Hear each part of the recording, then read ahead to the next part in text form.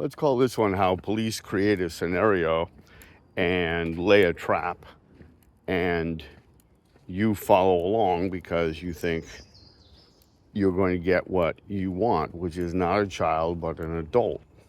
So how do they do that? Well, I'll give you one example of what they did to me where they exploited an honest error and what they say about it. So what they say about it is, oh, look, this person wanted to go after a child. And the proof is he wanted to call that one. In fact, he asked for a phone call.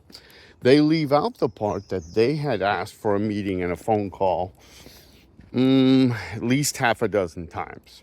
They don't tell you that part. They don't put that into evidence.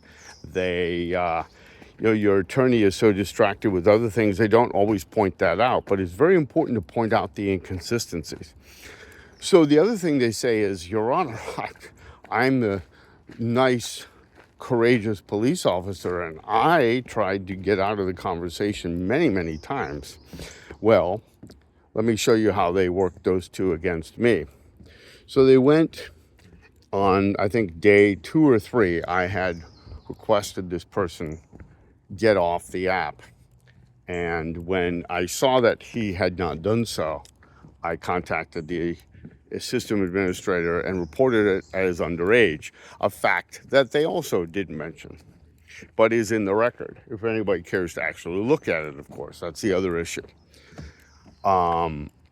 So when I had met somebody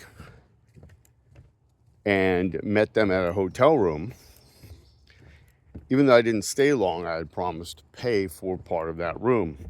So when I got home that afternoon, I said, oh, wow, I forgot to pay for part of the room. So I texted what I thought was Zach, and it was actually Alex VA. I had texted in the wrong block because I was busy doing things for school. And like I said, I had a parent in the hospital. I had another one coming out of the hospital.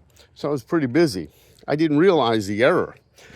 So you would think if I had done that to you, or you had done that to anybody else, and you had said, oh, where are my manners? I forgot to pay for the room. You would say, what are you talking about? You didn't pay for any room. But what Detective Bauer did, realizing that he didn't have anything on me, there was no sex talk, and I had taken a proactive stance, he pretended to be the actual adult subscriber named Zach, and went along with the messages for I don't know how many messages before I finally figured it out. But to my horror, I thought, oh my God, I had been talking about what was going on between us of a sexual nature for a lot of messages. And I had inadvertently typed it to this teenage boy's phone. And I was just, I don't even know, devastated. I mean, and I apologized profusely and said, I need to talk to your guardian. I need to talk to somebody to, I need to get you on the phone, and I need to apologize. I'm sorry. This is not intended for you. And I was also angry because this person had played along, as you would be if somebody had done that to you. Well, remember what Detective Bauer said, though. Well, he tried multiple times to get a phone call so he could arrange sex with this person. That's not true. That's not how it went. But that's what they claim. And they get away with it because everybody's in on it.